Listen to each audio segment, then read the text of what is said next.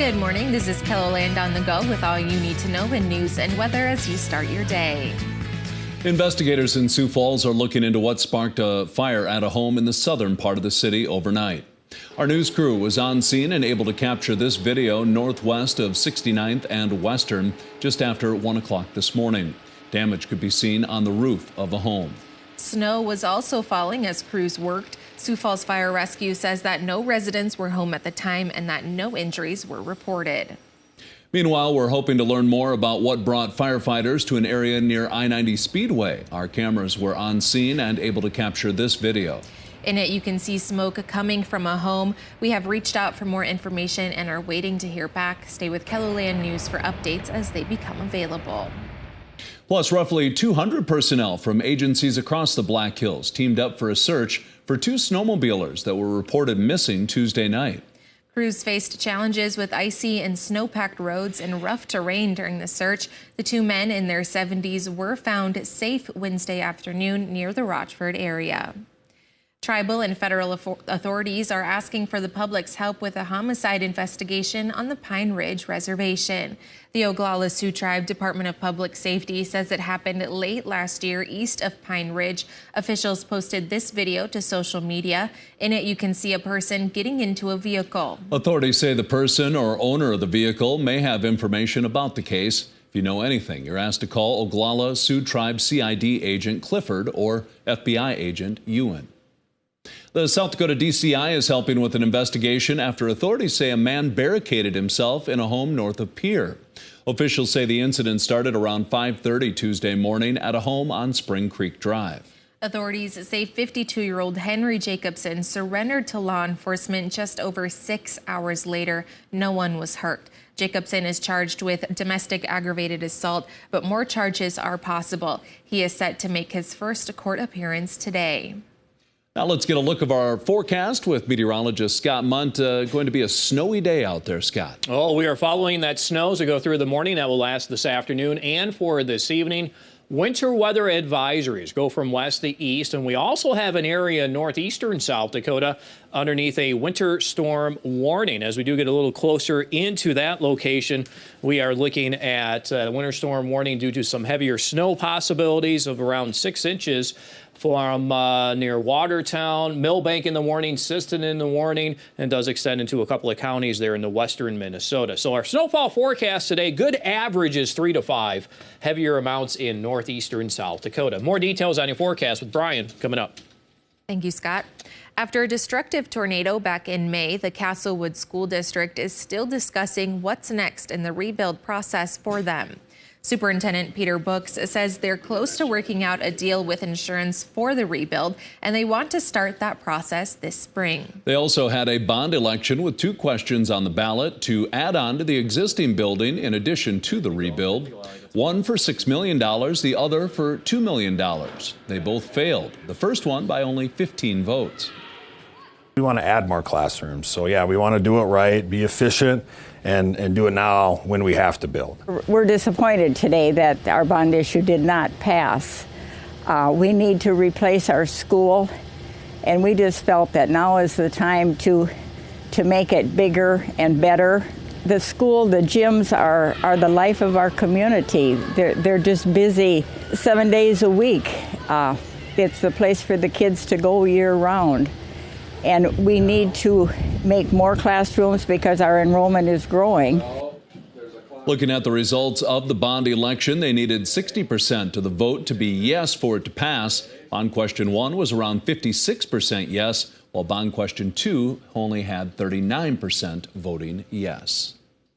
The Minnesota Legislature's Health and Human Services Committee is looking into the proposed merger between Sanford and Minneapolis-based Fairview Health. They invited the CEOs of both companies to speak and answer questions. They also heard from 2 former governors, Tim Pawlenty and Mark Dayton. Dayton told the lawmakers the University of Minnesota Medical Center should not be included in any merger agreement.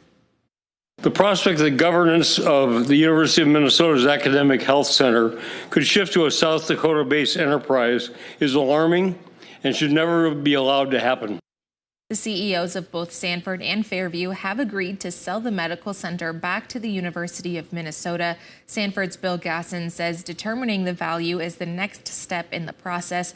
Both Sanford and Fairview want to have the merger underway by May 31st. 4 extra games didn't result in a big bump in attendance for this year's Summit League Basketball Championships. A total of 57,165 people attended 20 games played over 5 days at the Denny Sanford Premier Center. That number is down more than 7,500 from 2022's 4 days of games. This year's highest attendance session was Monday's 2 men's semifinal games at just over 7,700. You can find a full breakdown of attendance of the tournament during the years it's been at the Premier Center in a KELOLAND.com original by Eric Mayer. Meanwhile, SDSU women's basketball coach Aaron Johnston got a $10,000 bonus as his team won the Summit League tournament title. If the Jagrabbits advance to the 32-team NCAA pool, Johnston would receive another $10,000. Bonuses continue as the team advances. The incentives are part of his contract, and they don't total as much as incentives for the men's basketball coach. Digital reporter Ray Yost has a closer look at basketball coaching contracts on our website. And a duck in South Dakota is a finalist for the Cadbury Bunny contest.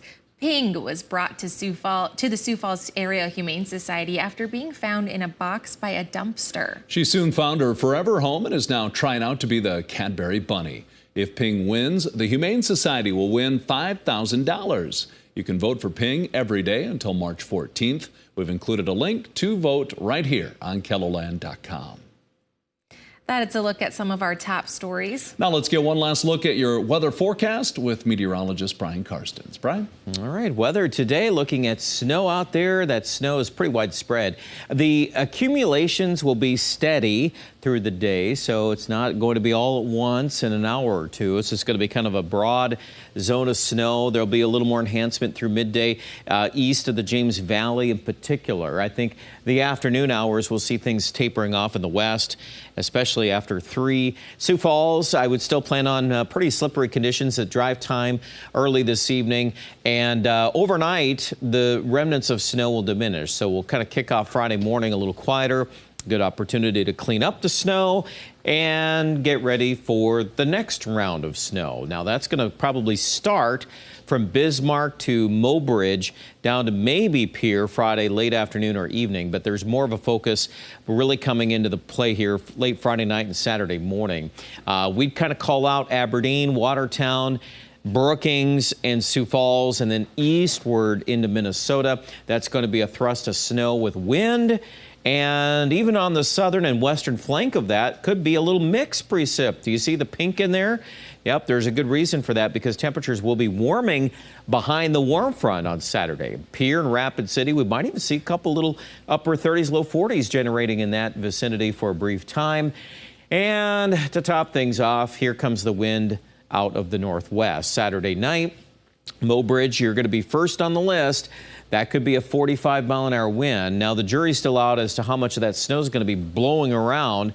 There's not necessarily a lot of new snow, but we'll continue to monitor that. We are going to add 3 to 5 today across the region. Pretty common. Some of the numbers a bit more up towards Sisseton and Ortonville. And, of course, today's wind steady, 15 to 25 in Aberdeen. A lot of folks will be a bit less than that. But I do expect a lot more wind Friday morning or Friday night into Saturday morning, and that's shown here. And then, I know we're giving you weather whiplash here, but there's more wind out of the northwest coming in Saturday night into Sunday, and see how that's even going to blow down through Sioux Falls Sunday morning. We've seen worse, but it's definitely enough wind where it could easily pick up some snow depending on how loose that is. I know generally speaking, a lot of these snows are going to be heavier, wetter snows.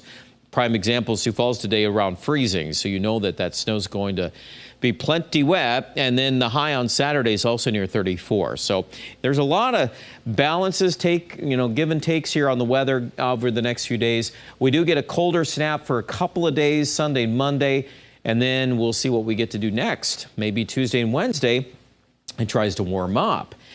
Jury's still out on that idea, but there's new things to follow there. Aberdeen, we're going to get through the snow today. That next swath coming in Friday night and Saturday morning. I certainly think that's going to snarl up some of the roads again. And Pierre, you're probably getting a glancing shot of that moisture on Saturday before everybody will be a few degrees colder Sunday and Monday. That's true for Rapid City, but we'll be back to some interesting potential next week in Rapid City. I know it says 48 on Tuesday. Keep a watchful eye on that. That could be 58 just like that. More details, KELOLAND.com.